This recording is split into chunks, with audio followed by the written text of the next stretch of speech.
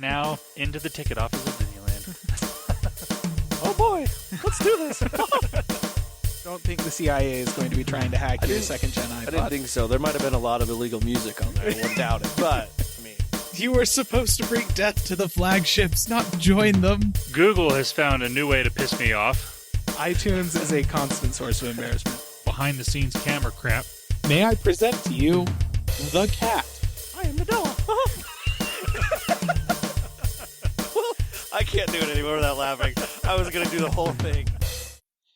Welcome, everyone, to the Calling All Platforms podcast. I'm your host tonight, Caleb, and I'm here with Landen. Hello. And kind of Wes. Ish. Sort of, in spirit.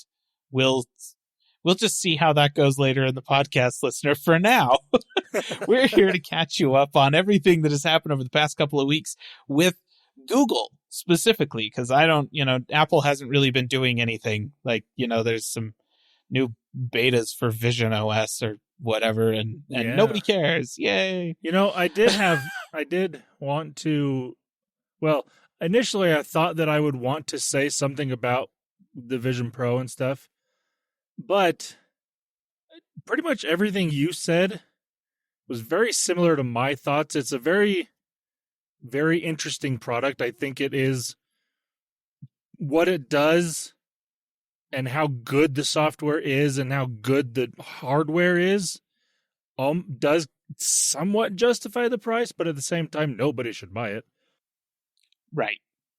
Yep. It's like it justifies the price in the same way that a one-of-a-kind, custom-made, built from the ground up bespoke car justifies the price of hey, this is $1 million because it was hand built by two dudes in Italy or something like that. Okay, that's why this is so expensive. It's exclusive. Does that mean people should buy it? No, absolutely not. It's a terrible value for the vast majority of people. You shouldn't buy it. And that's what the Vision Pro is. And I think most people, that's pretty much the line. It's cool. It's nifty. It's exclusive. Don't buy it. I think it just confirms the comparison to the original Apple Watch even more, because there was the Apple Watch Edition that was gold and technically worth the price of it. Should anybody have bought it? No. Oh no. Oh, I'm still not convinced anyone did. They gave away a few to fashion icons and influencers and stuff, and that's when they thought the Apple Watch was going to be a fashion thing and not a fitness thing. Yep. And then Johnny Ive left the company.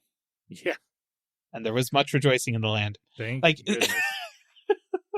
Seriously, is as much as I love Johnny Ive's contributions to Apple over the years, I just want to point out that my favorite computer ever designed is the iMac G4. And the iMac G4 looks the way it does because Johnny Ive presented a concept for an iMac G4 that looked like the iMac G5, which is the slab computer that informed all of the following iMacs, that it's been the same basic format for all that time. The G4 looks nothing like that because Johnny Ive presented that to Steve Jobs, and Steve Jobs slapped it down and said, that's too boring. It doesn't look cool. It doesn't look exciting. It doesn't grab people's attention. And so they redesigned it, and we got the G4, and it's the best looking thing ever. Best looking computer ever made. I will die on this hill. And yes, Johnny Ive designed it. So Johnny Ive knows how to design gorgeous, super functional, awesome computers. But is that where he went first? No. Steve Jobs had to course correct him. So man, so glad he left the company. Yeah, it's funny because two of the best things that happened to Apple was Johnny Ive designing things, and the next thing is Johnny Ive not Johnny Ive things. leaving. Yeah. Yes. It's on the one hand, Johnny Ive helped save the company from bankruptcy in the late 90s, And on the other hand, Johnny Ive leaving helped save the Macintosh from dying. Like, he is both the best and worst thing that has happened to Apple. Yeah. Oh, It's amazing. good times. Anyways, that's all I have to really say about Apple. Let's talk about Google. Landon, you've got some Google news. I do have some Google news. So, in the past couple of weeks, some things have happened on the Google side of things where they now are using Gemini. So I believe we talked about the announcement of Gemini a while ago, but it wasn't really, it was kind of a beta type thing. You had to have special permission to use it and different things and whatnot. But now it is available to the masses, and they've basically replaced Google Bard with Gemini. I can't officially say that they killed Bard because Bard was not technically powered by Gemini. It was powered by something else, but Gemini is more or less replacing Bard. Everywhere that Bard was, Gemini now is, plus some things. So I'm not going to say that Bard is dead. I'm just going to say it's got a new name. It's more fancy now. Yes. It can do more things. But Gemini is now available. You can have access to regular Gemini. I can't remember there's like 18 different versions of Gemini, but they do have an app on Android that you can download that is just Gemini. Where that's something that's better than Bard, because Google Bard you can only access if you went to like bard.google.com or something stupid like that, and then you could use it. But Gemini is actually now fully integrated. Well, can be fully integrated into search. Like that's how I access it on my iPhone, is I use the Google search app, and then I toggle Gemini up at the top corner of it. Has a little thing that you can go into, and then you can use Gemini, or you can use Google search how you've used it forever. Whereas Bard, you had to jump through some hoops and make it work. And there also now is a Gemini app, like I said, on Android. There should be one coming to Apple sometime. Who knows? Currently, it is just available on Android, but that's fine. You can still use Gemini, like I said, on Apple devices using Google search. But like I said, it's now there. That's fun. I have messed around with it very little, but enough to know that it's like a lot of your other generative AI stuff. It can do all the things, it's fun and whatnot. But right now, for my use case, it's just not something that I need to use on a regular basis.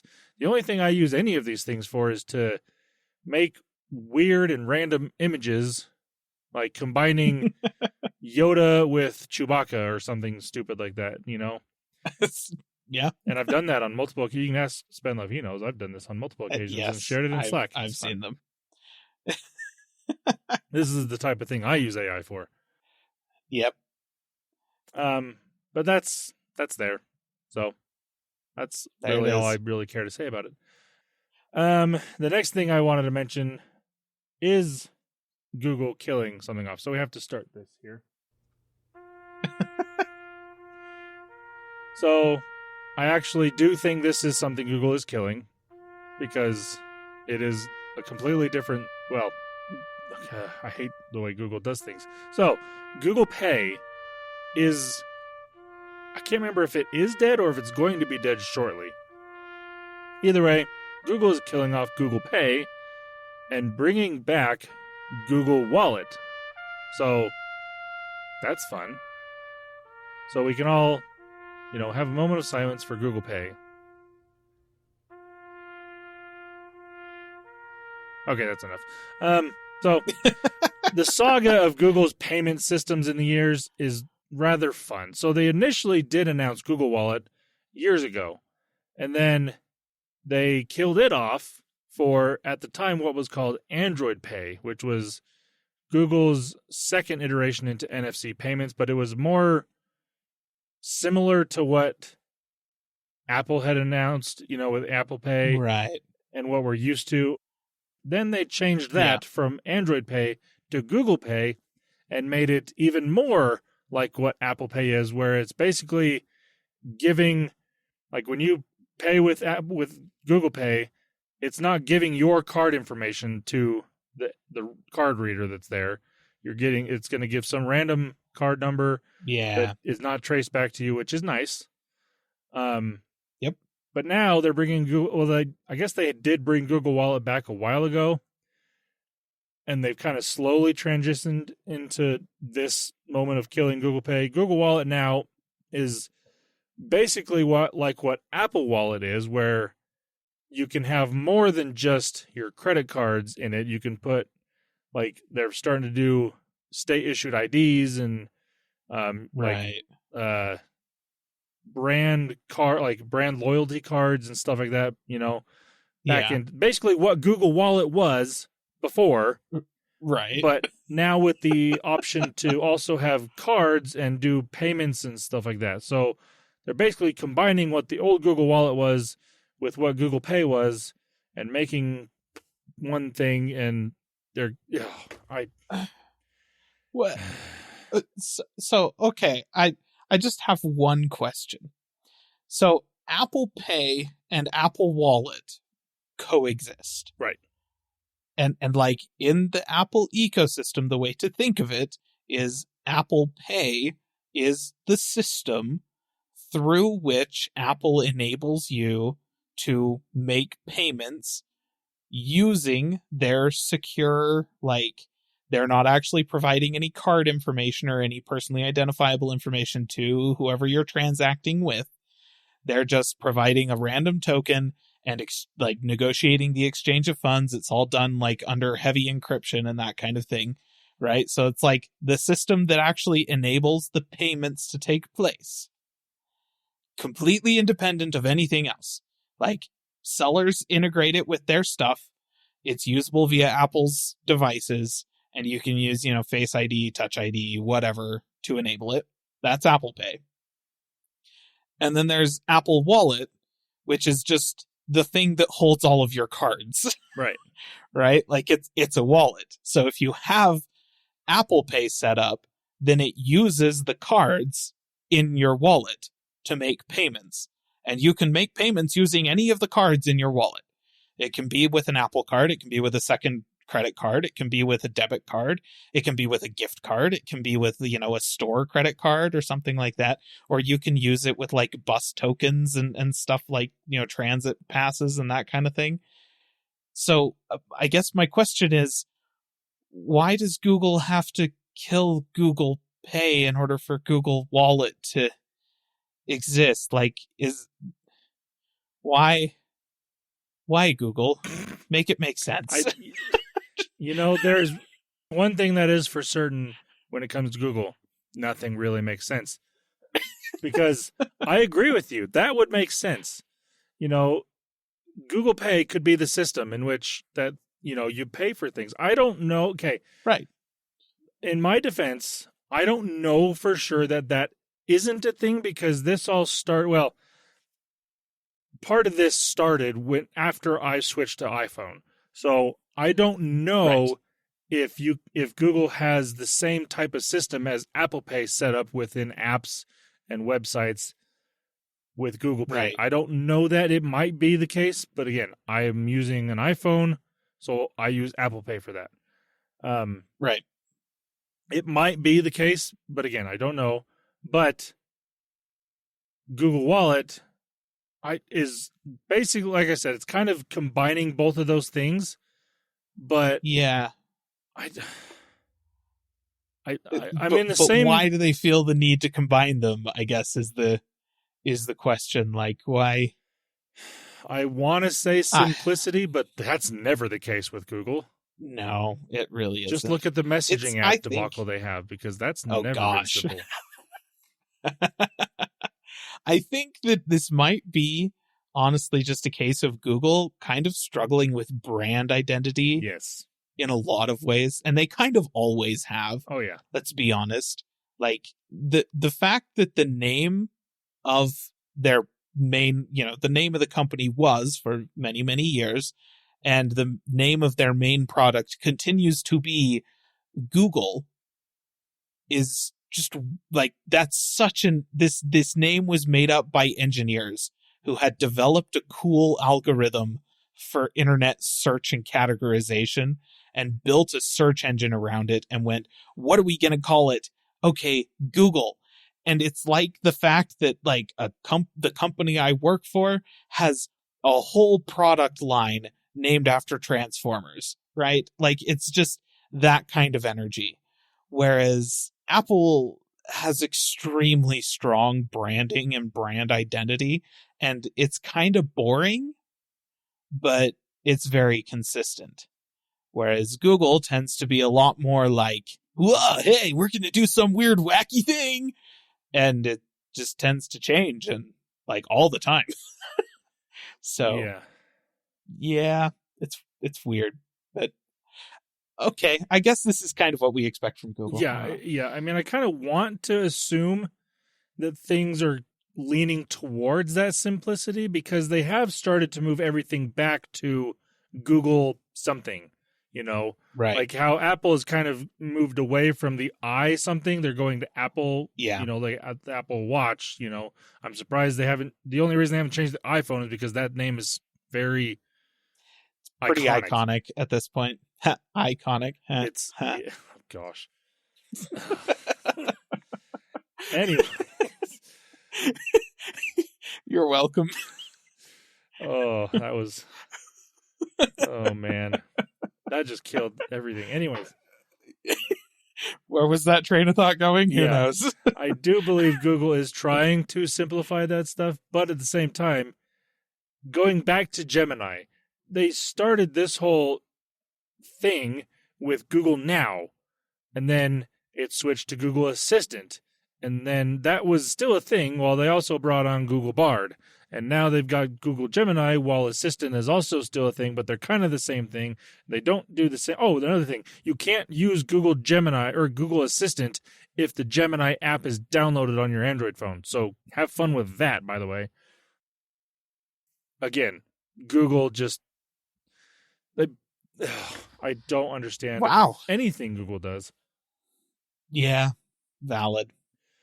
But that's, Google Wallet. It's now back, I guess, ish.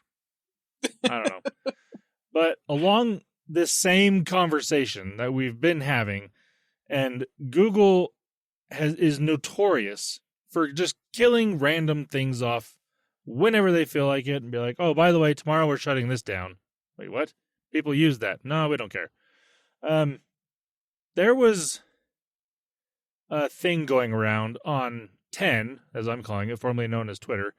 But somebody put out this, what looked obviously was a fake email, but so many people thought it might have been real because Google does kill things off. But this rumor started going around that Google was going to be killing Gmail.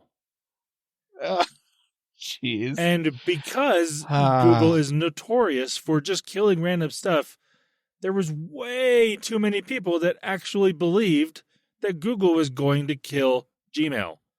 A very, essential service to Google. Oh, yeah. Like, you can't really do hardly anything inside of Google without some sort of Gmail. Like, Google account is Gmail, Yeah. If they got rid of Gmail, they may as well just kiss the company goodbye.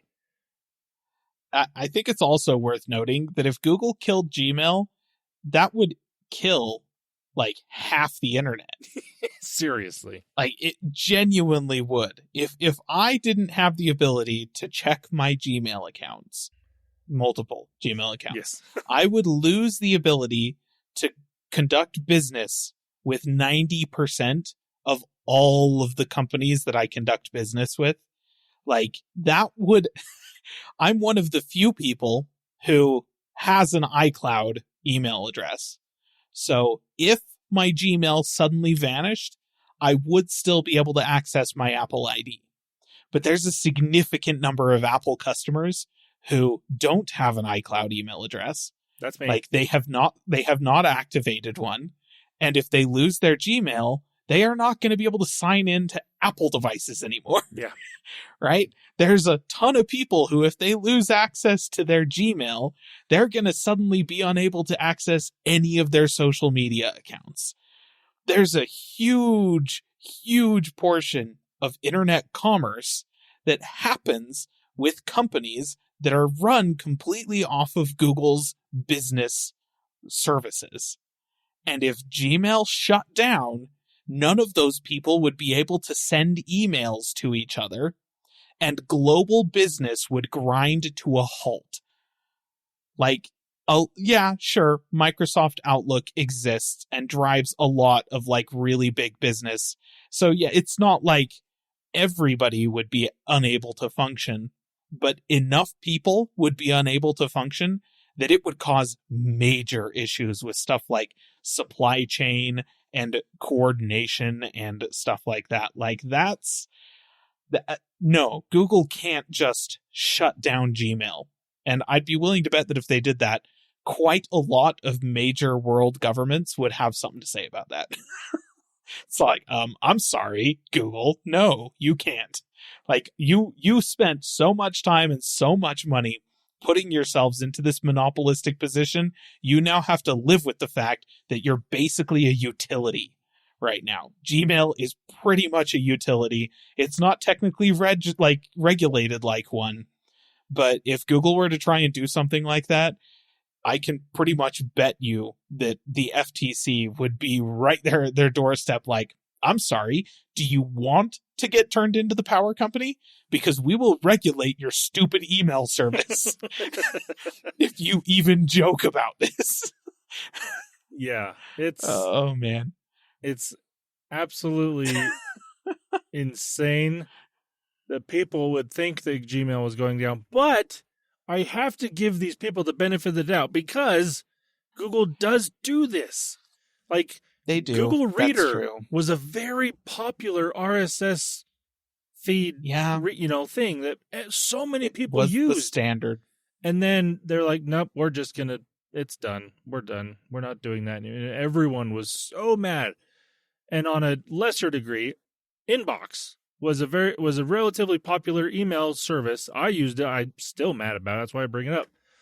But like, Google just does this. So like, I understand why certain people would have believed this. Like, even relatively, like, people that are somewhat into tech stuff were like, wait a minute, is this true? You have to at least question it because you just don't know. And I think it is worth investigating, right? Like, in your own mind, you hear something like this, just thinking through, like, okay, how much credibility do I give this? And I think that the key with Google is to identify how much does it affect their core business model. Right. And Google's core business model is collecting information on people and selling it to advertisers. Right? That is what Google makes money on. And they make a lot of money doing that. That is their primary source of income. They're not going to do anything to seriously jeopardize that. So, and, I hate to say it, but killing RSS, they weren't making any money off of that. Yeah. That didn't really provide them a whole ton of information they could sell to advertisers. And by its very nature, it actually precludes advertisements. So, how do you make money off of that? You charge people a subscription to actually use the service, but that's not how Google makes money. So, okay, they killed it. Inbox, that's just a way of checking your email. That, again, they're not making any money off of that. It doesn't allow them to collect any information that they were already collecting on you. So, now, Gmail, they collect information that way. That is one of the ways, like, sorry, listener, Google reads your emails. Yeah. FYI. So, like, that's one of the ways they collect information on people. Search, that is a huge, huge way, both of how they collect information and how they deliver advertisements, right? So, like, Gmail, Google search, YouTube, these things are not going anywhere because this is how Google collects information and delivers advertisements. Now, if someone were to come out and say, like, Google is killing the Gmail app, okay, like, that's plausible. Because again, the app itself, not actually that pertinent. It's the fact that you're using email on their servers. That's what matters to them. Yep. How you access that email doesn't make a difference. So yeah, it's like Gmail going away. No, the Gmail app. Okay, I could see that. Yeah. Now, my discussion question that I wanted to bring to the podcast is, what can Google do to fix these trust issues that we all have with them killing things off just at random? And the secondary question is, why should we trust anything Google does or does not do at this point? Like, I'm torn because I kind of want to switch back to Android for reasons. I do prefer Android over iOS. It's not like massive issues on either side that make me want to stay or go away, but at the same time, It's like, like, do I want to go back to Android and have potentially more of these type of issues, or do I just want to stay with iOS that's, stable? But what can Google do to fix this? I don't know. Yeah, and that's a really good question, because it's at this point, like, they've kind of gotten themselves into the same sort of situation as Valve. Like, we always joke about how Valve can't count to 3. Yeah. And even if Valve were to release Half-Life 3 tomorrow, that wouldn't go away. Like, everyone would still be like, that's going to be a joke for forever. It's been going for so long, and they've done so many things to like to basically play into it. Like the fact that, we had Half-Life and then Half-Life 2 and then Half-Life Episode 1 or Half-Life 2 Episode 1 and Half-Life 2 Episode 2. And then the third Half-Life, like, main Half-Life game is technically a prequel to Half-Life 2, and it's called Half-Life Alyx, even though it is the third game. And the fact that they've completely revamped Team Fortress 2 instead of just re-releasing making a third Team Fortress. The fact that they pretended that Counter-Strike Global Offensive wasn't basically a new game versus the original Counter-Strike, so that they could call Counter-Strike 2 Counter-Strike 2 instead of Counter-Strike 3, even though it's the third game in the Counter-Strike series, and stuff like that. Like, they've been playing into this whole concept of we can't count to 3 for so long that's never going away. I think they're doing that on purpose at this point. Google, I don't think they're doing this on purpose, right? Like, I don't think this is a cultivated meme that they have developed with their community, but it's been going on for so long that even if Google were to stop canceling services tomorrow and just never cancel one again, just everything Google related runs forever in perpetuity and nothing ever gets canceled, it would take like a decade or more before people were finally like, wow, I guess Google really isn't going to cancel stuff anymore. Yeah. Like that, there's so much momentum to this that, I don't know, like, how they could fix those trust issues. I mean, it would have to basically be a new generation of people using Google with them not killing something. Yeah. I mean, we are far too jaded to, for Google to throw, not to get our trespass, basically. It's like, yep. It's happened far too many times to us, even in, like, especially, like, the last 5 years has been the worst, but it's been going on for at least 10. I mean, Google Reader died at least about 10 years ago. It's been a minute. Yeah. Yeah, it has.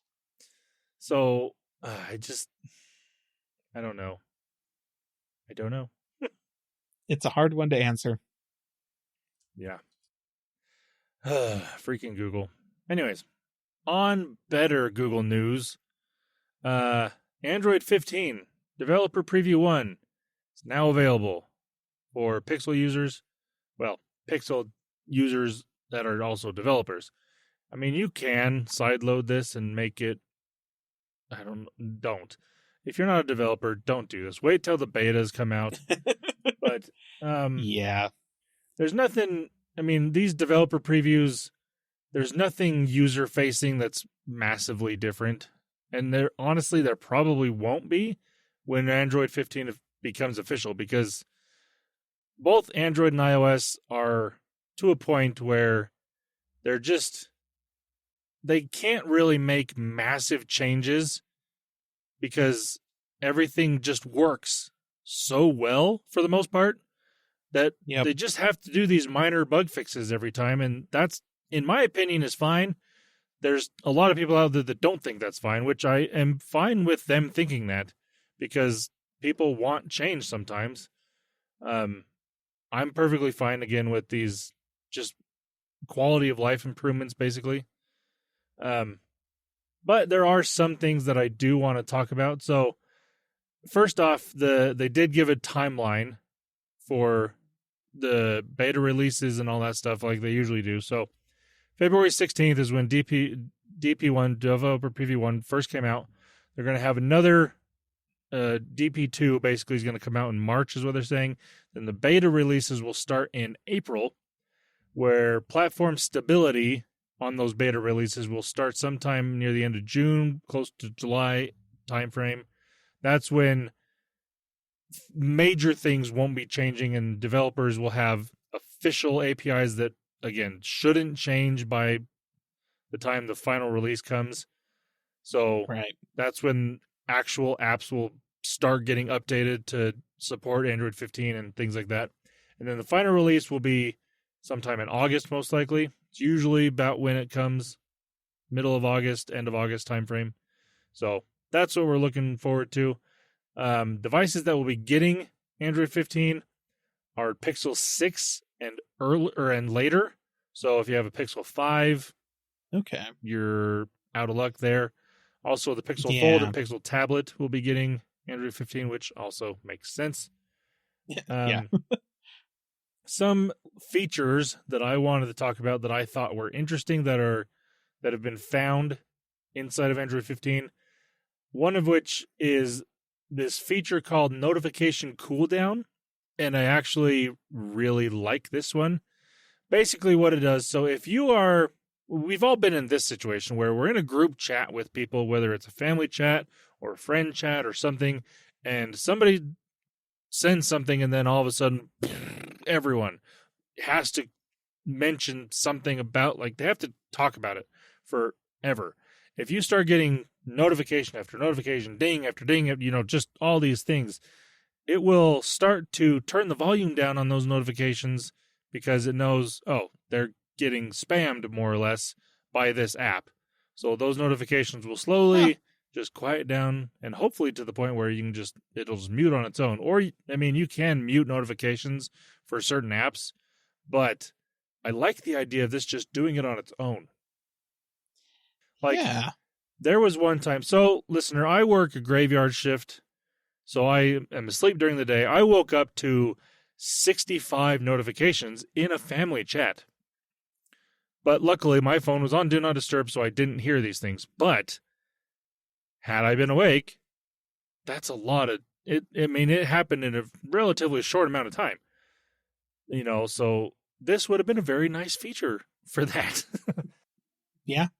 So I do like that they're doing something about that. That is kind of nice. Obviously, implementation, we'll have to see how that actually goes. But it is there in the settings of Android 15. So that's kind of fun. This feature for foldable devices, I thought was there, but apparently not. They're working on a way that if you have your device open, you can close the phone and then continue using it on the outside screen.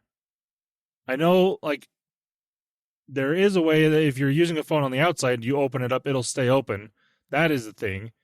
But I also thought that this was a thing. Apparently it's not, or maybe it's just hit or miss on certain devices. I don't know. But they're working on this just being baked into Android, whereas I think it must be just something that other companies like Samsung or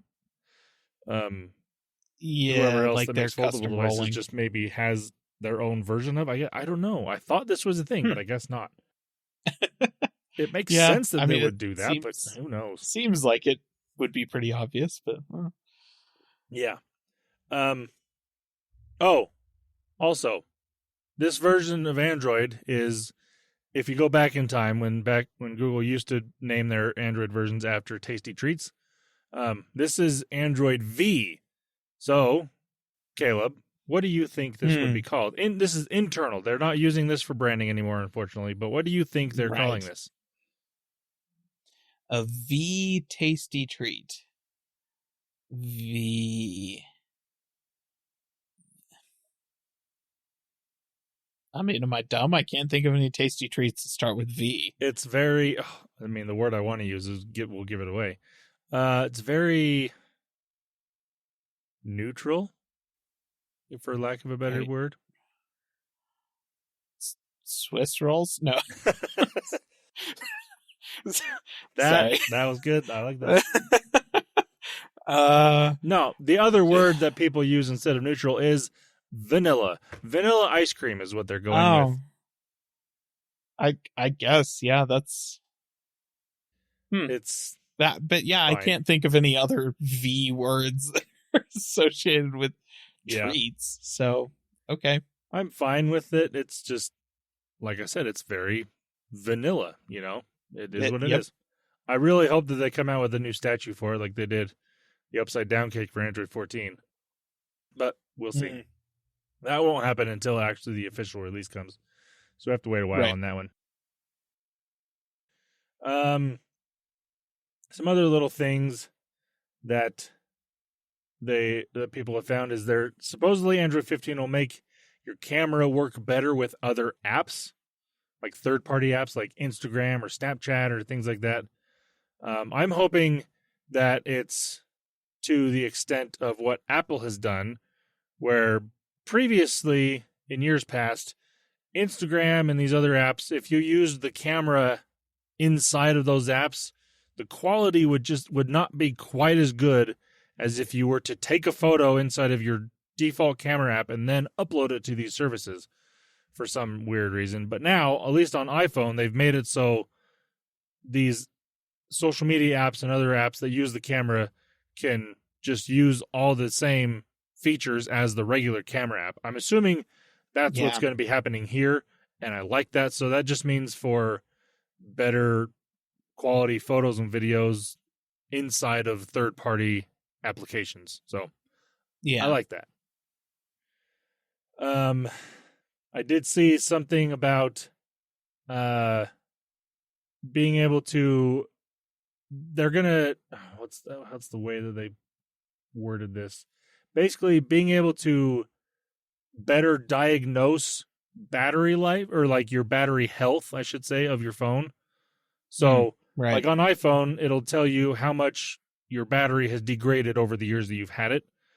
I don't know if that's a thing on Android. It wasn't previously, so I don't know if they're adding it entirely or if they're adding to that. But either way, that's nice. I do like that feature. Also, because freaking Apple, Android is bringing back lock screen widgets because they had them for a while. Nobody liked them, so they killed them off.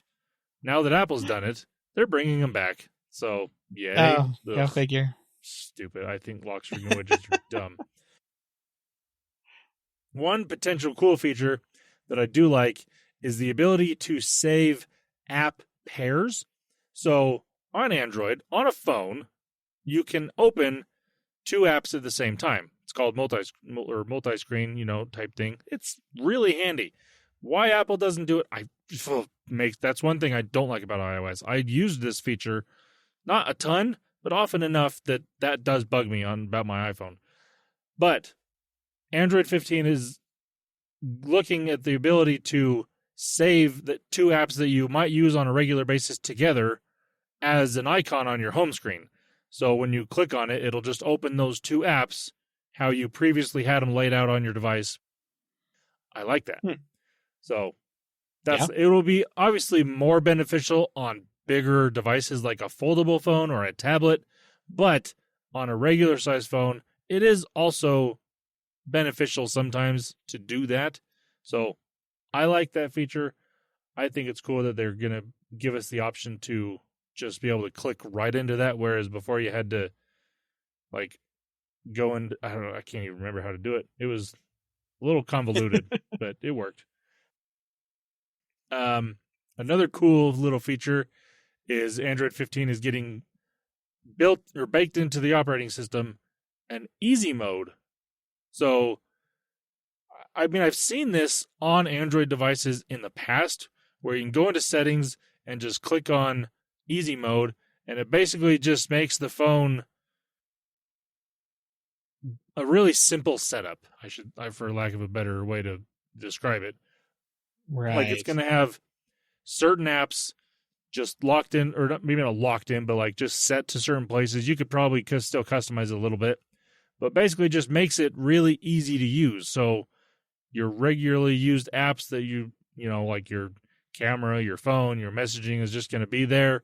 There's not going to be a lot of stuff in settings to make it really confusing. Basically, people that aren't super comfortable using technology type stuff, it makes it easier for them to use. I like that idea. Yeah. It basically turns it into an iPhone for your grandparents. More or less, yes.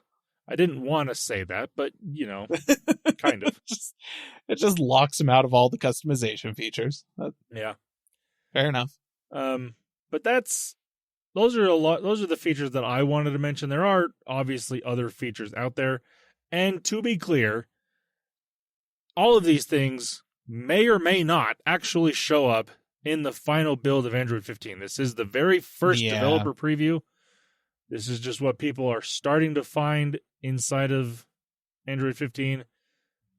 Again, these things could just disappear randomly on the next developer preview or the beta, or that has happened in the past.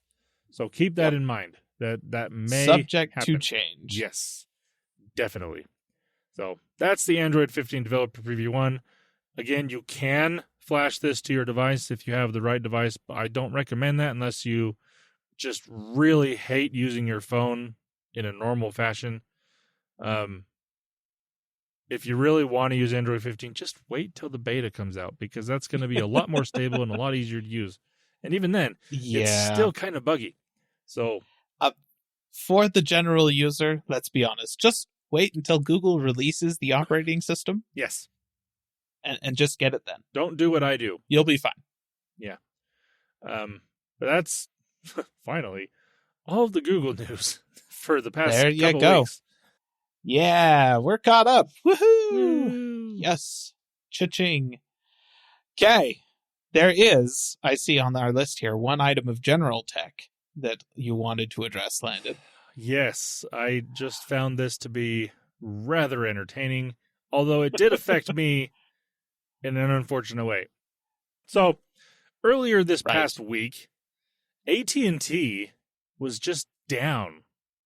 And it wasn't like certain, like one or two localized areas. No, this was nationwide. I mean, it wasn't like everyone on AT&T, but it was a lot of people on AT&T, including myself, that just didn't have any service. Like, I looked at my phone and I was like, wait a minute, I have no initially it showed like call server, like I had call abilities. It just didn't have data capability. Like, I couldn't get on the internet for anything. Like, that's weird. So usually when that happens, sometimes I just have to shut my phone down and restart it, and it, pops back up. So I did that. When I did that, then it was SOS only. I'm like, that's not normal. Yep. So then I waited a few minutes and I shut my phone down again. Tried it again. And no, it didn't work. And then luckily there was somebody else that this is while I was at work in the middle of the night. So again, not everyone was affected by this either, because they may have been asleep depending on when it hit them. It did kind of, it went on for a while, and AT&T fixed it in segments, but it may not have certain people, it may have affected their service, may not have noticed it. But luckily, somebody that I do work with also, he uses Cricket, but they use AT&T's towers. he also was having issues. So I'm like, okay, it's not just my phone. I know now that is AT&T. I'll just have to wait it out. Yeah. Luckily, I predominantly listen to podcasts while I'm at work, so those are automatically downloaded. I didn't really have to worry about anything. I could still use my phone mostly the way that I do while I'm at work, so it wasn't an issue. And it only lasted maybe an hour for me. But Yeah. luckily I didn't have any massive issues because like some people couldn't even use like SOS or like they couldn't call 911, which right. like you can have a phone with no SIM card, no service, and like a phone that you've had for 10 years just sitting in the cupboard can call 911. So the fact that you couldn't even do that, that's a massive problem. Serious problems. Yeah. Now, I haven't seen anything as of yet as to why this happened or what AT&T is blaming this on, but that's a problem. I've no idea what the cause was, but I did see that AT&T is going to be crediting all of the affected customers with like $5 for their trouble, basically. I mean, that is fair because like I said, it wasn't an extended period of time. Like for me, it was about an hour. And for other people, it may have been a couple hours, but nothing massive. It's just a lot of people. That it is. This is like one of the largest cell phone outages in the history of cellular communication. Yeah. Like this is kind of huge. Yeah. So it was like initially some people thought, well, maybe it's happening to Verizon and T-Mobile, but no, it didn't happen to them. No. It was just AT&T. So yeah. On Verizon's towers over here, I think hold on. Ting was on T-Mobile's towers, but then the Sprint merger was happening and T-Mobile was going to change their stuff and they said they were going to switch to Verizon, but I'm not sure they ever actually did. Anyways, I'm on either Verizon or and no problems. Was not affected. So we'll keep you updated if we hear anything, but I just thought it was kind of funny, and also somewhat scary at the same time. It's like, ugh. Oh yeah, just wild, wild. So that's the general tech news for this week. All right. Okay, well, sounds good. Listener, we're going to try and do something we've never done before. So it's just me and Landen here right now. I'm going to attempt to summon Wes from the ether to join us for the second half of this podcast. Okay, you ready? Everybody else got...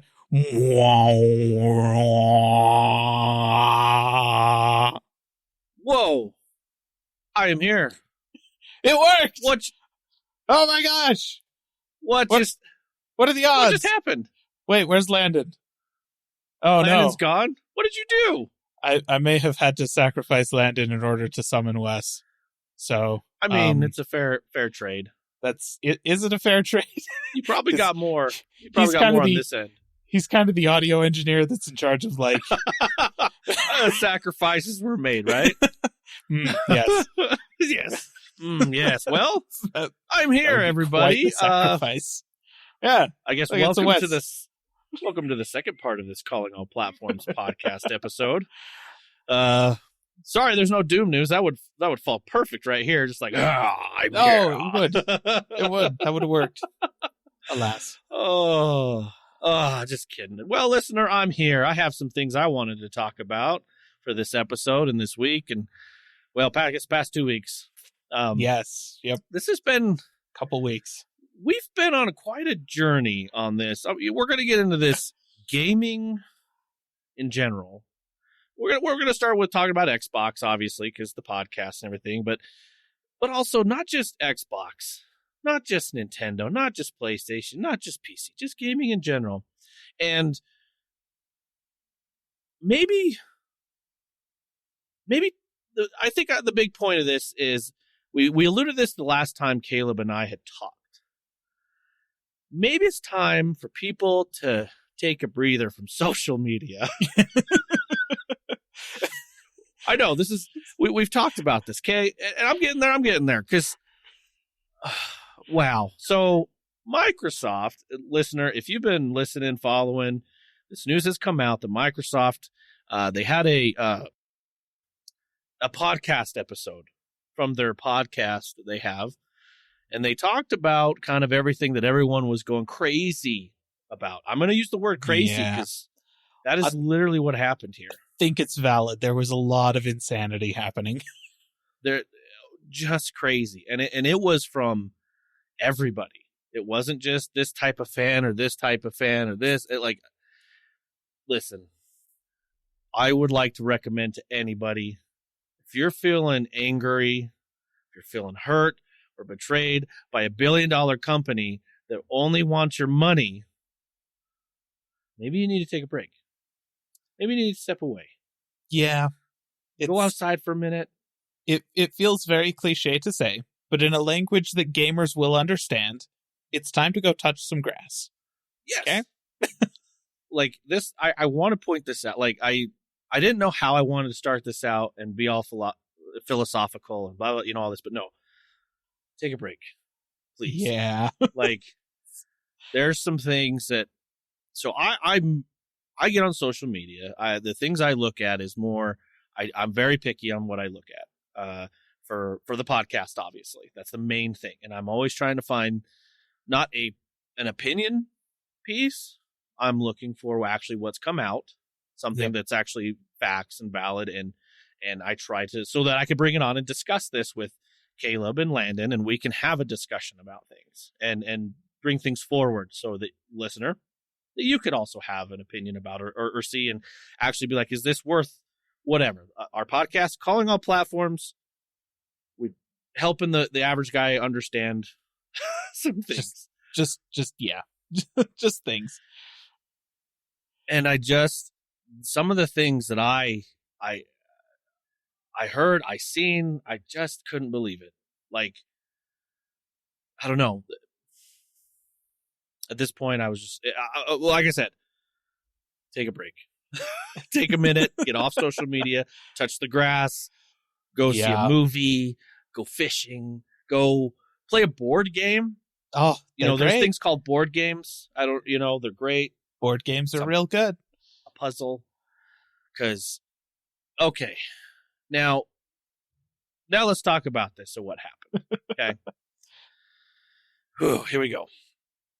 We the previous podcast episode that I was on, we had talked about that Microsoft was going to announce what the business dealings were with the Xbox, Activision, Bethesda. They wanted to kind of give a heads up on what's going on. It was leaked that they were going to do something like this, but what was also leaked was documents that were supposed to be kind of more in-house of documents, meaning like, hey, we are thinking about, say, a such and such game. What do you think about this being on another platform? Mm-hmm. Or, something a company like this would do? Like, would it be financially successful for us to bring this over to here, or this and this in box? Yep. Well, what sounds like what happened was there were some disgruntled employees that were fired from the layoffs, or laid off. I apologize. And things were released to certain individuals, to I believe they're called influencers on YouTube, influencers on lots of things for both gaming and all sorts of stuff. And so stuff was just going wild. So lots of rumors, lots of things that were just not, they're just rumors. Yep. And it just spiraled, like craziness spiral. So Microsoft, what'd they do? They went ahead and said, well, we were going to have it at the end of February. We're going to move it up a week. I think it was a week or 2 weeks, and do it on the 15th. 15th of February, which they did.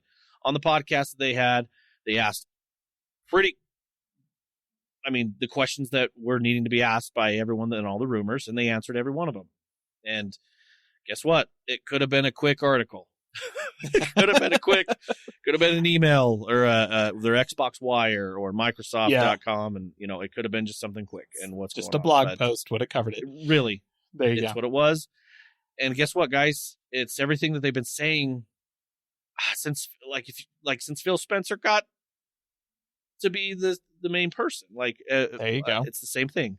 They want to have games on any screen, every screen, everywhere, play anywhere, just play with your friends, just play the game. And it sounds like this is where this is going.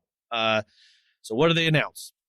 Well, I guess obviously the big one, as of right now, that everyone was freaking out about between two games, Starfield and Indiana Jones, is it going to go to any other platform? As of right now, no. That's what they said. As of right now. So I'm going to be honest. That doesn't make any sense to me because everybody on Xbox and PC that had access to Starfield has stopped playing. Right. What? Why don't you want them to try and make more money off of this game? Because otherwise, they're just never going to do another one. It's not going to get DLC. It's not going to get sequels. And I think honestly, if everyone, the way they made it sound, guys, it's inevitable. Let me continue, and we'll have more of a discussion on the whole thing because it gets bigger. So let's talk about the games that they said that are going to other platforms. The 4 that they said was Grounded, Pentiment, Hi-Fi Rush, and Sea of Thieves. Right? They picked these ones because they said, hey, some of these actually weren't intended to just be exclusive. Right. And obviously some of them, they want to build a player base. So how do you do that when you've reached everybody? Let's see. Let's talk about Sea of Thieves. Okay. The game is still a last gen game. It's been out, I'm throwing this out there. I can't remember when it came out. It was like 7 years, right? A little bit less than that, but not a lot. It's like, yes, maybe 5, 6 kind of time frame. I think. And it's been out on Steam. Not only has it been on Steam, it's also been on the Microsoft Store, right? So they've, within these 5 years, as a company, you look at this, hey, this multiplayer game, it's multiplayer focused with the community. You know, I think they've reached their max of people. And what they've said in here is they're trying to reach other people. Instead of charging people that they already have more money, they want to try and get more people in. So, So what are they going to do? They're going to take it to PlayStation because let's say the 70, I can't remember the number off the top of my head. Please forgive me. I'm going to just say 70 million consoles, PlayStation 5s. Oh, 5. It whatever can't be it is. That high, but it's a lot. Okay. Just whatever the number is. They want to bring those people in. Because if those people don't have a PC or an Xbox, they don't play. It's a great game. Sea of Thieves is fun. They keep adding to it. They've added the safer seas, so you and 3 other buddies can just go dink around and not have to see anyone else now. You can go sail to your heart's content. You can go do all the treasures. You can do anything you want, and there's no one there anymore. If that's what you want to do, you can do it. Well, that's exactly what I wanted from the very beginning. Exactly. So here you go. Listener, if you want a good time, go to our YouTube channel, watch some of the VODs from our Sea of Thieves stuff, and you get to watch me have minor panic attacks anytime any other players are within eyeshot at all. Yeah. It's so funny to watch. I go back and watch those occasionally. Do you? Just to laugh at myself, despite knowing that if I were to go boot up Sea of Thieves right now, I would be exactly the same way even still. That's funny. I'm just here to sail a boat, okay? Just leave me alone. Plus, okay, so a game like that, it makes sense too. If they want to expand the player base, you got to get more people and you got to go where they're at. Yeah. It's not I don't know. Do you have any other, I bring this up in this way to see if you have something else as a PC player or as maybe because let's be real, you're the one that has a PlayStation 4 at least. I do. But I haven't. Wouldn't this make sense? Yes. No, it makes sense. And look, my perspective, once again, as a PC player, is that anybody who is complaining about adding more people to the potential player base of a multiplayer game is an idiot. The more people you have, the better it gets. Just the larger the player base, the larger the possible pool of people that you can pull in, the better it is. And the bigger the community, the bigger make friends with games. And I think that this makes a ton of sense, especially for a game like Sea of Thieves that is years out after release, it's it's had its heyday on Xbox and PC and everything. It's been released on Steam. They've got just about as much player base as they're going to get from where they are right now. So as a player of Sea of Thieves, your options are the player base continues to slowly dwindle as the game gets older and older until it dies, or they expand the game's availability to increase the available player base size so that more people will play it. And the more player base you've got, the more likely it is that the game is going to continue to exist for a really long time. Yes. So I don't know why you would be upset with them taking that and expanding it.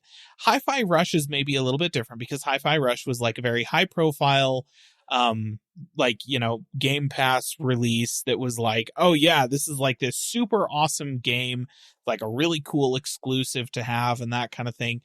But again, even is Hi-Fi Rush explicitly multiplayer? I don't think it is. It's single player. It's single player. Yeah. So like even in the case of a single player game, having more people playing it is still just better because again, it gives you the option, like if you are an Xbox gamer who has a bunch of PlayStation owning friends, which statistically speaking, you probably do. Like statistically speaking, there's a lot more PlayStations than there are Xboxes. So if you're an Xbox gamer, odds are pretty good most of your friends are on PlayStation. Yep. And being able to play the same game as your friends and talk about it with them, that's like half the fun of playing games. Well, okay, maybe not half. It depends. It's quite the majority, yeah. But it is. It's like a significant portion of the enjoyment that at least I get out of playing games is being able to talk about them with people. And yeah, like I just don't really see a downside to this. I don't know what is the downside. It's not like the games are not going to be on Xbox suddenly. Like they will still be on Xbox. They'll still be on Game Pass. Like, now, listener, I think this is where at the beginning of the podcast I had said this because what I said, because I think what it stems from, and this, now I'm no genius here or anything, but when I read things and I see stuff, a lot of it is the obviously clicks and things and influencers. They just want to cause drama. They just, because clicks and controversy creates money. That's just what it is. Yeah. And that's what it is. And so they're going to say anything just to, I'm sorry, that's how social media is. Any of them. A lot of them. Yeah. It's just, here, look at this article that says offensive things. Just click on it. Just look at it. Make, it's sorry, but that's what it is. A lot of it is. And that's where you got to look at this and really sit back and be like, yeah, of course, this is a great game. I would love my friend to enjoy this. It's only got a PlayStation or this, I don't know. It's kind of that whole, you got to really look at it that way. And yeah. And it's like, I've tried, listener, if you've listened to the podcast for many years, I hope that it comes across that I try very hard when I come across something that doesn't make sense to me. I do my best to put myself into the headspace of a user of that thing, right? Of the person whose use case does make sense in that context, right? I am not an Xbox gamer. I am a PC gamer, but I try to put myself into the headspace of an Xbox gamer and think about it from that perspective. Like, that's the perspective from which the Apple Vision Pro makes any sense at all. Because quite frankly, for me personally, in my use case, it's a stupid, overweight, paperweight. It's so dumb. It's a stupid product and Apple is stupid for making it. But I recognize that I am not the only use case on the planet, and there is headspace in which that thing makes sense as essentially a proof of concept for what Apple wants to do in the augmented reality space in the future. Okay? Like, okay, it exists. I don't have a problem with it existing. I still think eyesight is stupid. But I put myself into the headspace of an Xbox gamer who is subscribed to Game Pass Ultimate, right? So they've got, the multiplayer, they've got Game Pass, they've got cloud, enabled stuff going on, and they're enjoying that service. They're enjoying their console. They're enjoying the games that they can play on their console. And I cannot find, from that perspective, any downside, like explicit downsides, to Microsoft releasing some of these previously Xbox exclusive titles on the Switch or PlayStation. Yeah. Like, I just can't find a downside. I've put myself there. I am there. I am that person. And, I think about it and I'm like, if I think even business, if I'm like, okay, I'm an Xbox, why would I do this? Well, I want to put this on PlayStation, so PlayStation will give me more money so I can make more exclusives for my Xbox. Sure. Like, you remember the court thing that Phil Spencer was quoted on saying, hey, PlayStation makes money off our games so that they can take that money and keep us out of other games. I'm sorry to say, guys, but Microsoft may be trying to do something similar. This is what corporations do. Remember, corporations, these companies. Yes. I'm not saying that they're going to try and get an exclusive to keep PlayStation and do third party, but they may be like, hey, we're all this money we just made from PlayStation. We might make Sea of Thieves 2, and PlayStation players may have to wait 5 years to play Sea of Thieves 2. This is just, I don't know anything. Guys, I'm not a... Right. I'm just throwing this out there. Yeah. They could do dirty like that, but I as much as I enjoy the ecosystem, I wouldn't be surprised if Microsoft tried something like that. Yeah. Well, and does it matter? Like that's Microsoft is motivated by profits. That's their whole point. Like, that's why they do anything. But does it make a difference if a company is chasing profits at, or some kind of like overarching goal, there are definitely instances where that behavior can have a net negative impact on their customers. Pick like a clothing company or something like that is chasing profits, and in so doing, they start reducing the quality of the material that they are making their clothes out of. Net negative impact for all of their customers. Absolutely a terrible thing. They should totally stop doing that. But if a company is chasing profit, and so they start taking all of their existing stuff that they sell and selling it at a lower cost in order to bring in new customers to buy their more expensive stuff, essentially just reducing the price of older products so that more people will buy their stuff and like their stuff and then buy more of their newer, more expensive stuff, which is what Apple used to do. Apple, this is why the Mac has stopped growing. Anyways, then that's not a net negative impact to their user base, right? It just, the people who are already buying their stuff, the quality of the stuff they're buying hasn't necessarily changed. There's just lower cost options available. Mm-hmm. And in the case of what we're talking about here, with what Microsoft is doing for Xbox, all of the games are still there.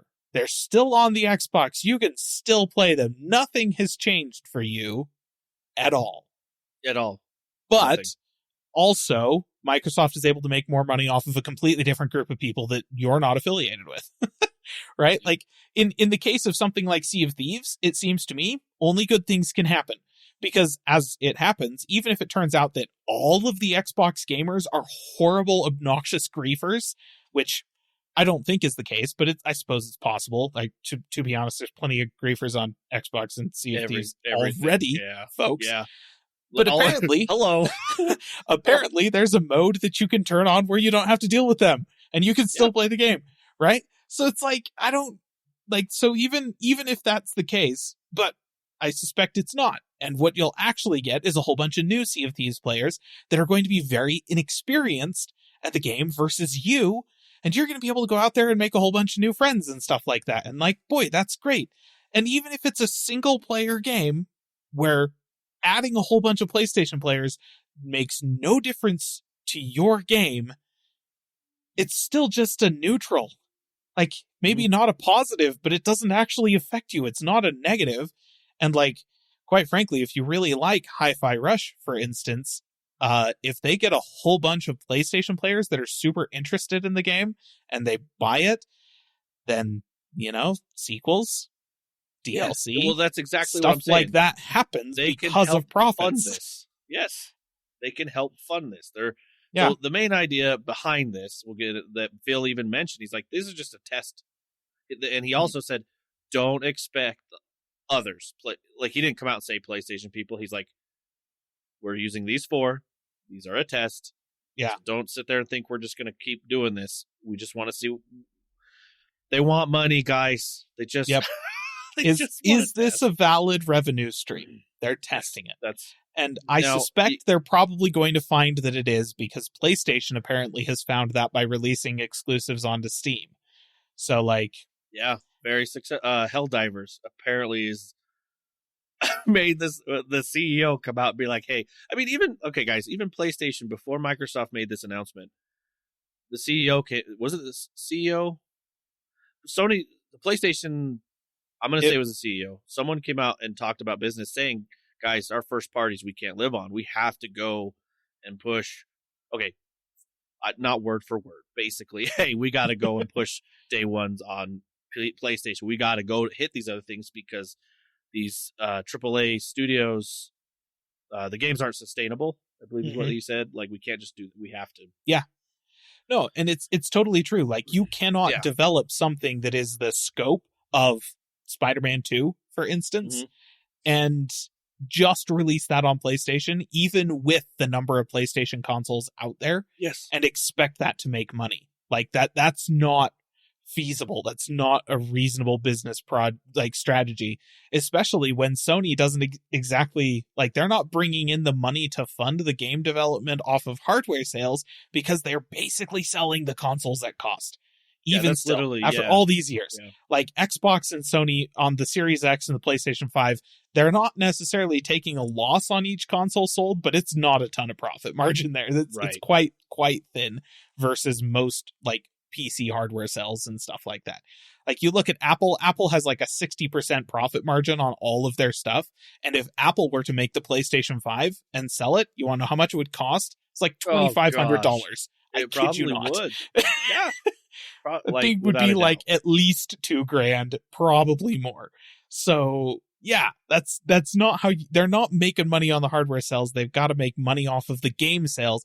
There's not enough PlayStation players out there to fund these giant games, and so they have to, timed exclusivity on PlayStation, and then after a year or two, whatever, okay, here's a PC port. And I would not be surprised to see them start showing up on Xbox in the next 5 years. Yeah, I wouldn't either, guys. Maybe even these older games. You never know. Spider-Man could come to Xbox, but it may just be like Spider-Man 1 and Miles Morales, just for them to be like, hey, is this lucrative for us? Yep. Now, this I say, on either side of this, I'm talking console people. If you want more games, then buy them. If you want more of Xbox's games, PlayStation guys, then buy the games that come. If you want, don't just buy it to be like, well, I got to buy this for something. No. Right. Buy the games you want to play. Sea of Thieves. But you've been wanting to play Sea of Thieves? Buy it. Because then Microsoft will see that. Make your wallet heard. Make your voice heard. Yeah. And then more will come. But I don't know. Anyway, so it's going to be these 4. They are coming out. I believe Grounded is coming out, PlayStation 5 and Nintendo Switch. They said on April 16th with full crossplay support. They didn't mention exactly how, but I'm going to assume there's going to be some sort of Microsoft account linking involved. That's Probably. how Minecraft does it. So yeah, that's what I'm assuming. Actually, you're on Steam. Do you play Sea of Thieves on Steam? I do not know. I bought Sea of Thieves. I pre-ordered Sea of Thieves. This is one of the 2 games in the history of gaming that I pre-ordered based off of the sailing in the free beta weekend. I was just like, this is so much fun. So no, that was a Microsoft Store purchase for me because it wasn't on Steam at launch. I'll have to ask, see, I might know someone just to see if Steam makes you. I'm assuming they make you link your account. Yeah. Even Age of Empires, I'm assuming you have to do that. They do. Yeah. If you want to do if you want to use their servers on, because I do have Age of Empires on Steam, because Right. I very Have much we had played that it moment together? where I was like, I have Age of Empires on. Well, did I buy it on the Microsoft Store, or did I just You had download it Pass. via You had Game Game Pass? Pass. I Right. think you downloaded via I Game think Pass. I just downloaded it via Game Pass, and I'm like, hey, this is great. But then I had this moment where I was like, but I might not have Game Pass forever, so I'm going to buy this. But I'm not going to buy it on the Microsoft Store because I might not have the Microsoft Store for it. I'm going to buy it on Steam. And so I did. And Yeah. I can confirm that in order to use Microsoft servers for like multiplayer and matchmaking and friend finding and stuff like that, yeah, you just sign in with your Microsoft account. So I'm assuming that's the same with Yeah. these games that are coming. I'm sure they'll have videos and things to be like, hey, here you go. Pentiment, that one's coming to PlayStation 4, PlayStation 5, and Nintendo Switch on February 22nd. We talked about Hi-Fi Rush. That one is coming to PlayStation 5.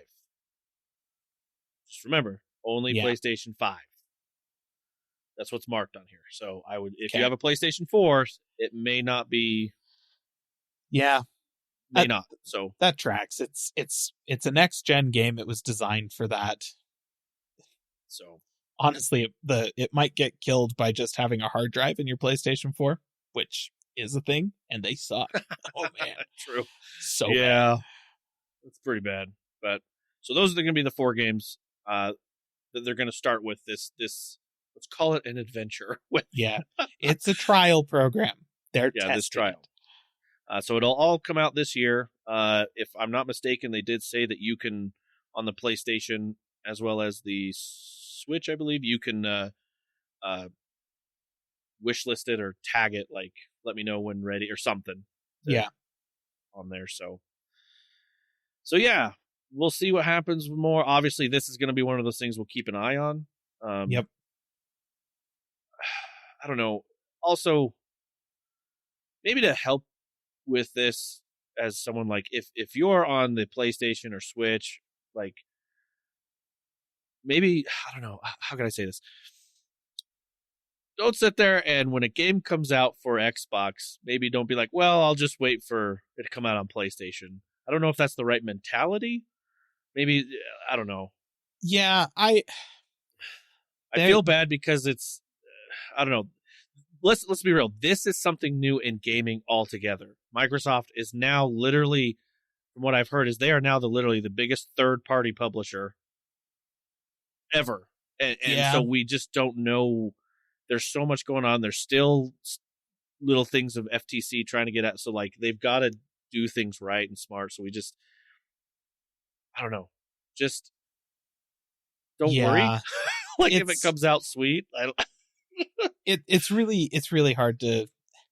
There's an aspect of like the gaming landscape that exists today that is very much like, you have to have everything available to you. You have to play all of the big releases.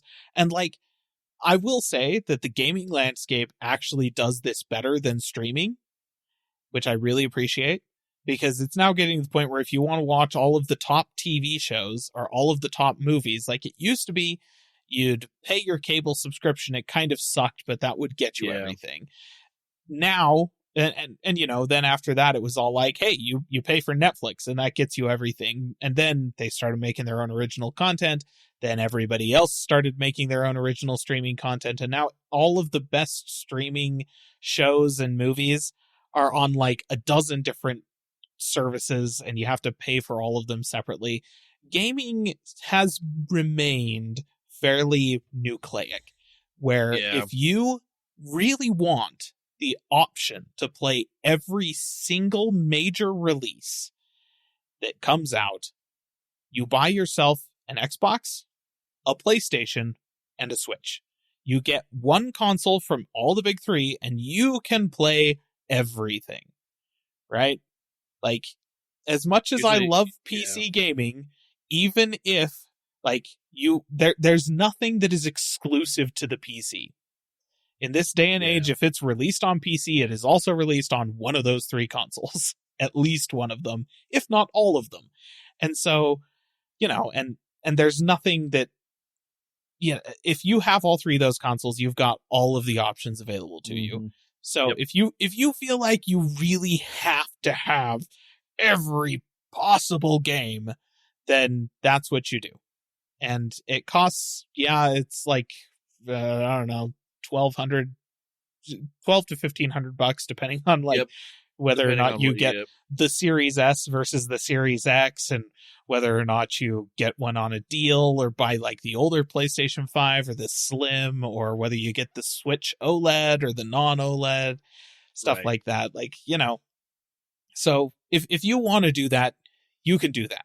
But I did hear a statement that was from the CEO of the developer behind Palworld, that I believe this was about a week and a half ago. He said this, and it was basically it was in response to the fact that Palworld had the highest number of concurrent players on Steam for quite a while, despite the fact that the game is just in beta and, kind of came out of nowhere. And the guy basically said, in response to the numbers falling off after the first couple of weeks, that's fine.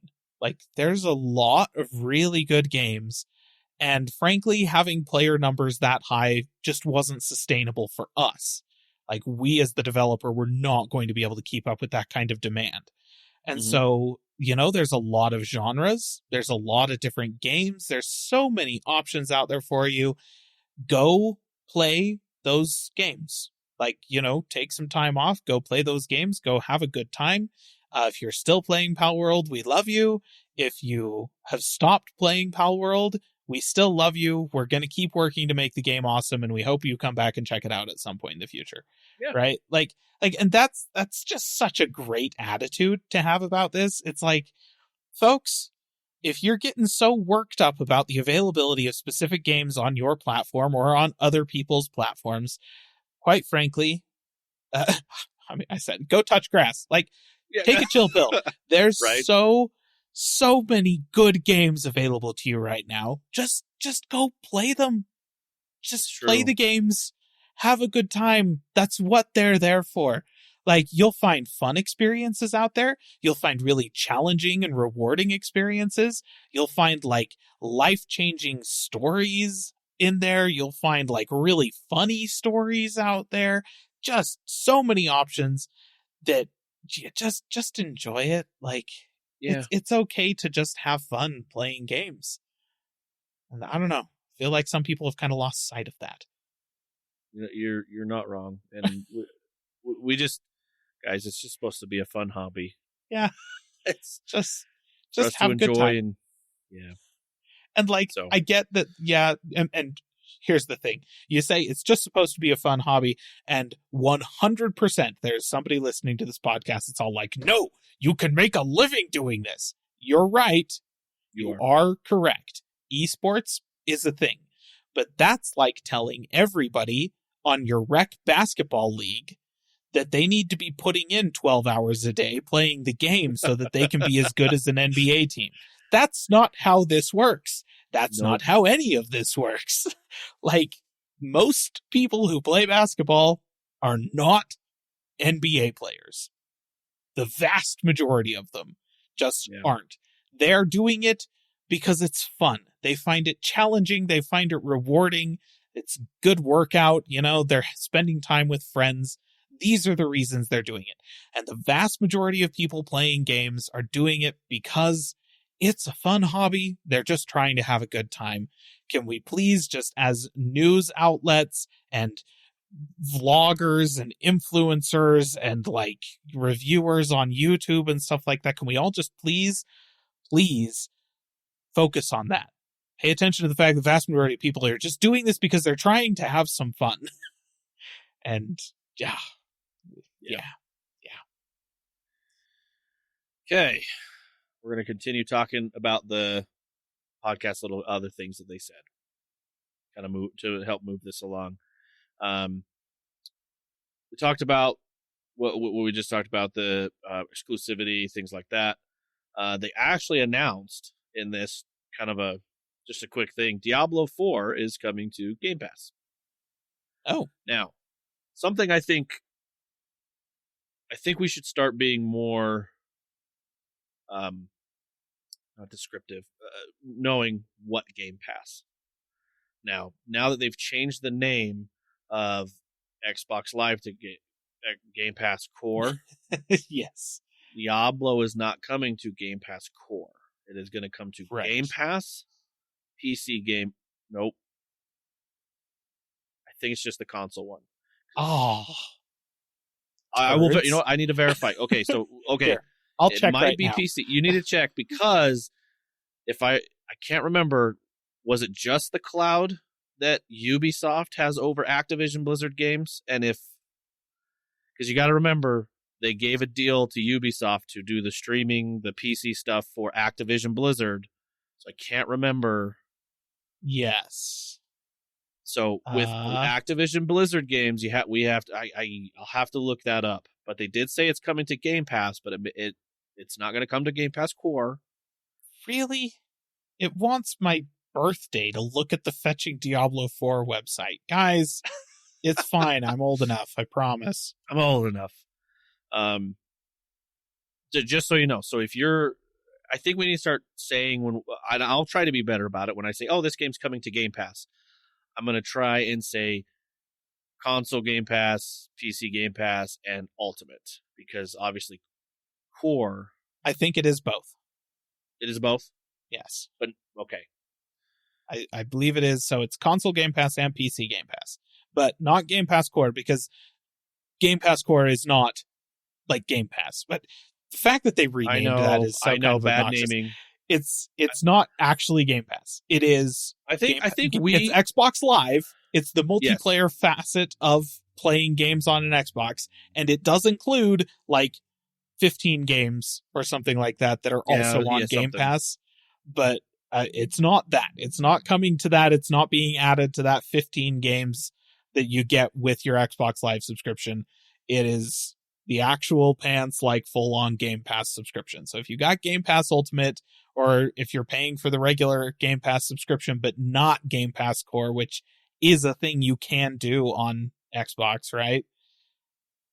Yeah, you can do that. Yeah. So if you're doing that, or if you've got PC Game Pass, then it will be there on those. Right. Now, gosh, I wish.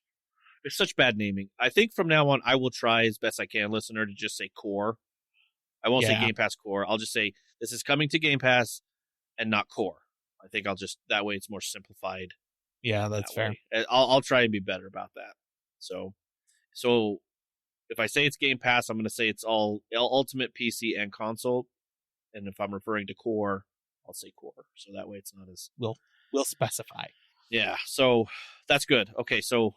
And that brings me to the next point about Diablo. Things like when they say it's coming to Game Pass, a lot of people are like, oh, well, is it coming to the cloud? Can I play it on the cloud? Well, that's going to be different because that's a Ubisoft thing with anything from Activision Blizzard now. So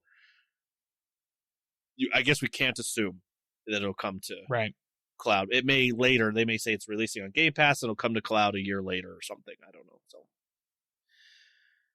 but yeah, cool. If you wanted to hop on that, sweet. You got it there. See, they announced that. They talked about that and the game. So yeah. Then after that, so they didn't actually announce what games they were on this podcast. They actually waited for Nintendo to have their Nintendo Partner Direct to announce what was coming to Nintendo. And then after that, they said, okay, here's Sea of Thieves is coming to PlayStation and everything else. So, so that's kind of, they let Nintendo announce that Grounded and Pentiment were coming. So on their stuff. So they did that. But that's the main points that they talked about on there. I mean, yes, Sarah Bond did say we are working on bringing you new hardware. Mm-hmm. And if we want to speculate that, some people have speculated, sweet, we're going to get the mid-gen update. Some people are speculating, no, we're getting the next generation. There has been rumors and talks, yes, about Microsoft speeding up the next generation so they can just get to the next generation and be out of sync with Sony, which that way it's just they can worry about themselves. They don't have to worry about Sony, which, okay. Or I have heard Microsoft has greenlit handhelds. Yeah. So and I gotta say, I think that doing a handheld, all of the Steam Deck, is a really good idea. There's obviously demand for it. And Yes. B, makes a ton of sense for Microsoft to do that because, like, it's just a Windows handheld PC, right? Like, they already exist. Yeah, I mean, You know? I know Lenovo people have made asked for one, this, ROG but made I'm not one. gonna lie. But okay, I am not a hardware person. Listen, but if you could give me a handheld that's literally an Xbox One or Xbox Series S on the go, Totally doable. like that entices me. Yeah, As an that's- Xbox, like I'm a console person, like that. It's that's totally enticing. doable. And like, and I mean, you know, the thing is, lower TDP on the chip, right? You wouldn't be able to cool the chip as effectively as a full size Xbox Series S chassis.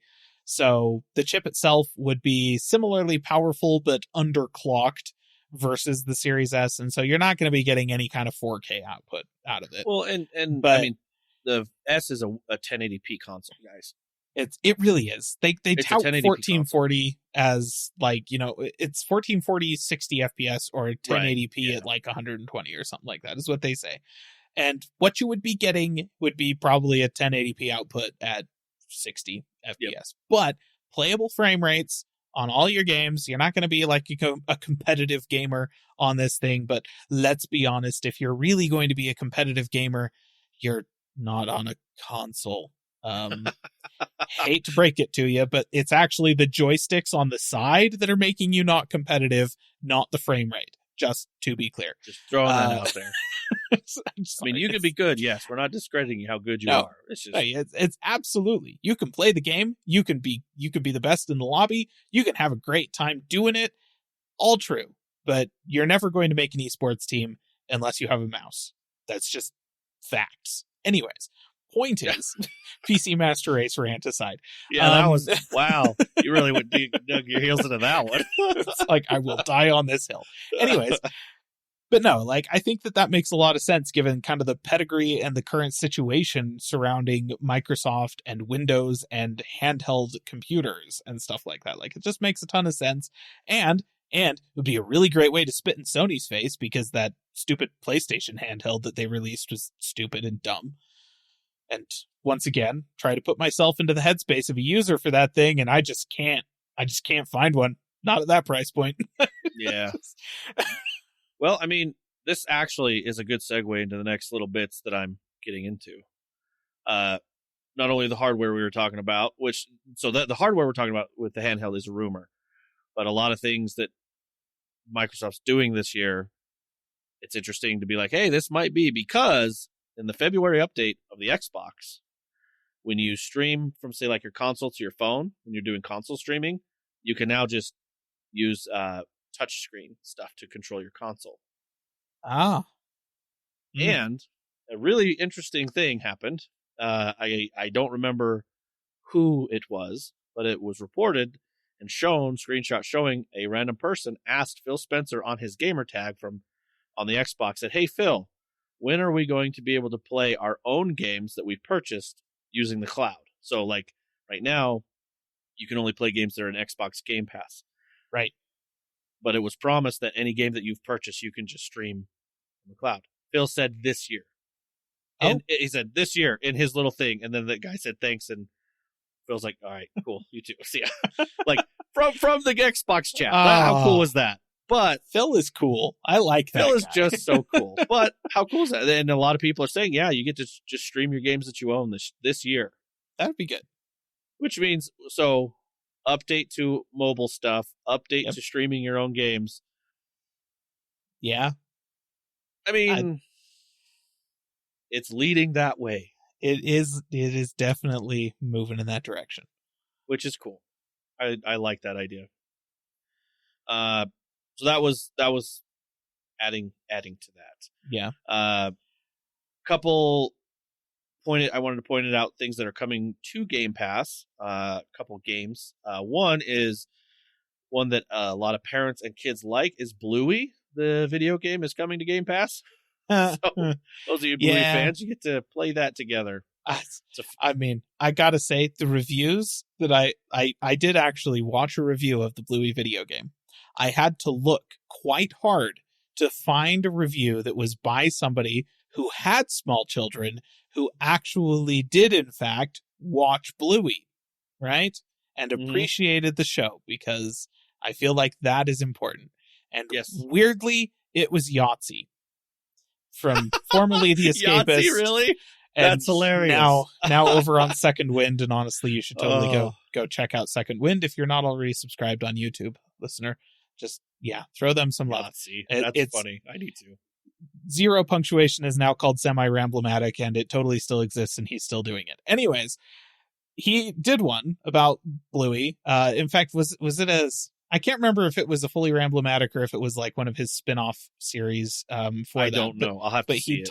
He talked about Bluey and pointed out that the game is a soulless, hackneyed ripoff. It's a what? It's a soulless ripoff of the concept, like the conceit of the show, and fails utterly to capture any of the magic that the show actually has. And he was like, I heard it's a very big collectathon. He was very annoyed. And I'm like, that's fair. I have a hard time seeing how that show concept translates to video game. I just not sure how that works, but that's funny. You know, it is what it is. And if you've got small children, they're not really engaging with Bluey in the same way that an adult would be. And so they'll probably think it's funny just to watch Bingo and Bluey run around and right, and just control trip and bounce and fall and stuff. Like, I don't know. Yeah. All right. Next game, I did want to say that I've been eyeballing this game, but it's called Warhammer 40,000 Bolt Gun. Oh, I guess people have called this a boomer shooter, but in the Warhammer 40,000, okay. and I don't know. I seen quick gameplay, and I've heard nothing but good things, and I think I might try this out just because it's coming to Game Pass. So fair enough. All right, and then we're gonna go ahead and we're gonna move on. Those of you that are, I'm just gonna kind of go through these quick little snippets of Xbox news here now. Phil Spencer says Xbox won't abandon physical media. Sweet. That'd be nice. So those of you that like your physical discs and things, they're not looking to abandon it. So, good. Yeah, that is good. Next thing, let's talk about some PlayStation hardware. PlayStation. Sony is working on PC support for its PSVR headset, or PSVR 2 headset. Oh, that'd be sweet. So, those of you, okay, this isn't a dig, this isn't anything. I'm just saying I've heard this hasn't been very successful. And to open this up, I've heard the people that have this like it, but it's so in the PlayStation ecosystem. Like people want very more stuff niche. To it. Yes, like it's very much a case of like PlayStation is having a hard time getting a whole bunch of support on the platform for VR experiences and titles, and the headset itself costs $600, or well, no, $550. You know, it's a tiny bit cheaper than the actual console, but not enough for it to matter. Basically, it's like buying two consoles if you want to play VR games on your PlayStation. But by, making the headset also work with a PC, then you get all of the VR stuff that's on PC, which, hate to say it, but Valve kind of look, Half-Life Alyx exists, and it's probably the strongest case for AAA VR that currently exists. So, yeah, if Sony wants to put their headset on a PC so that people can play Valve games on it, I see nothing but good things there. That's great.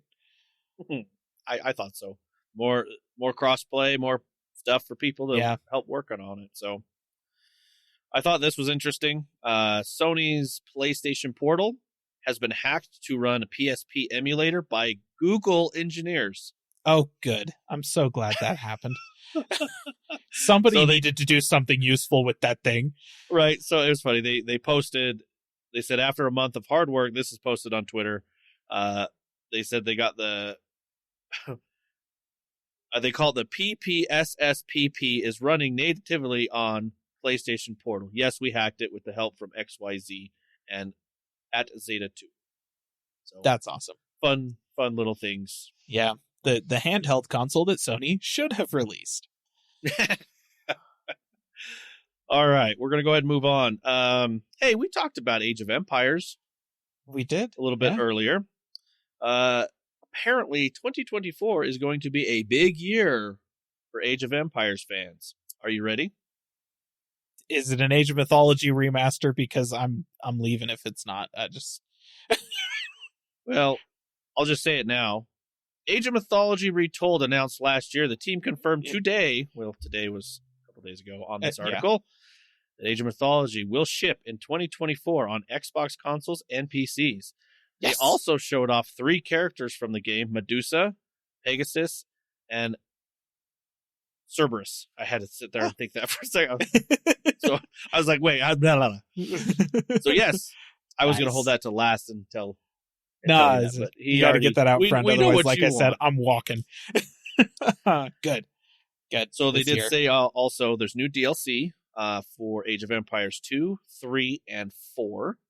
It says you can all pre-order them. The new DLCs for all of them ships towards some of them are going to be out this year. So everything's a bunch of DLC stuff for that. They also said Age of Empires is on sale. Almost everything Age of Empires related is on sale. The Microsoft Store and Steam for up to 50% off. Oh, through nice. February 29th. Okay. So by the time you're listening to this podcast, listener, hurry. Go fast. Hurry. If you haven't seen it, the next thing they announced is Age of Empires Mobile, because, the team said that you could show the preview of Age of Empires Mobile, which is coming soon to Android and iOS. You can pre-register now at the Age of Empires mobile website. So here's I haven't looked at that, but okay. I'm just going to go ahead and say Ensemble Studios, the developers of the original Age of Empires franchise, after Age of Empires and Rise of Nations, after that was their high point.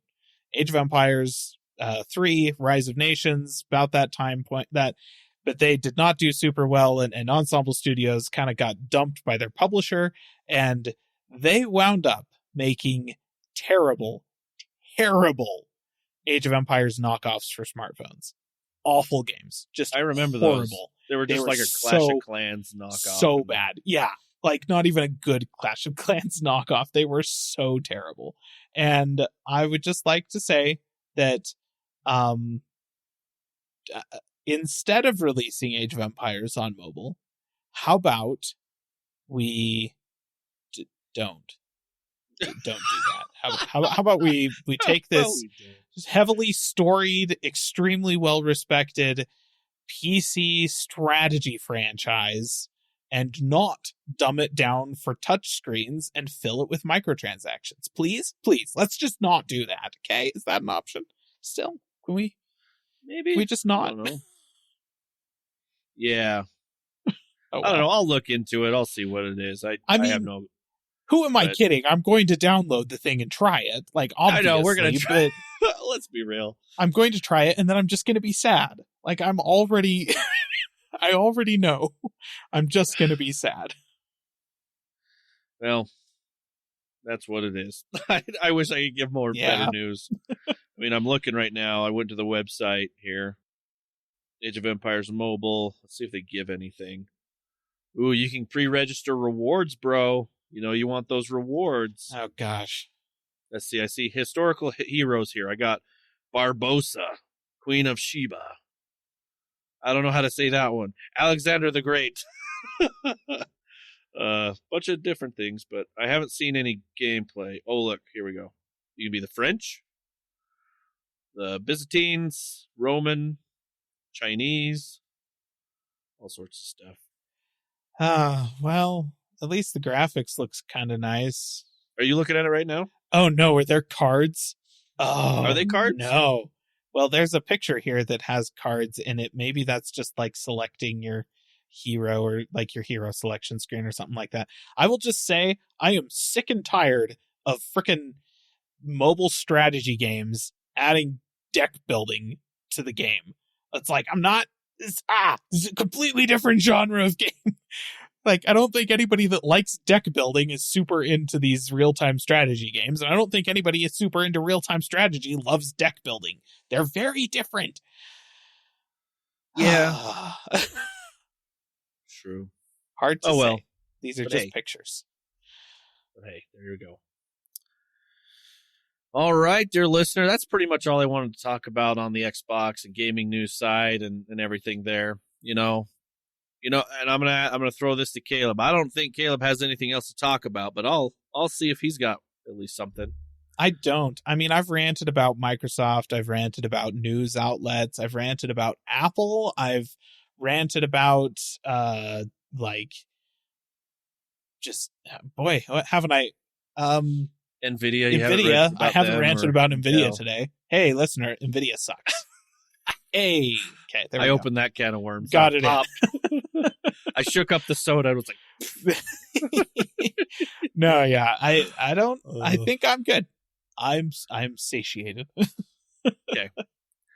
Well, we'll go ahead and we'll end the episode here, dear listener. We appreciate you listening to this very interesting episode. How I got portaled in and Landen got sacrificed, we'll say. Yeah, sacrificed to the Eldritch Horrors Beyond or something. I'm not sure what happened there. Well, we appreciate you listening. And if you want to get a hold of us, you can at our social media platforms, as well as callingallplatforms.com. All right, dear listener, have a good week. Bye-bye. See ya. Calling All Platforms is a production of Supporter Sound Studios. To learn more about how you can support the podcast, go to www.patreon.com/callingallplatforms.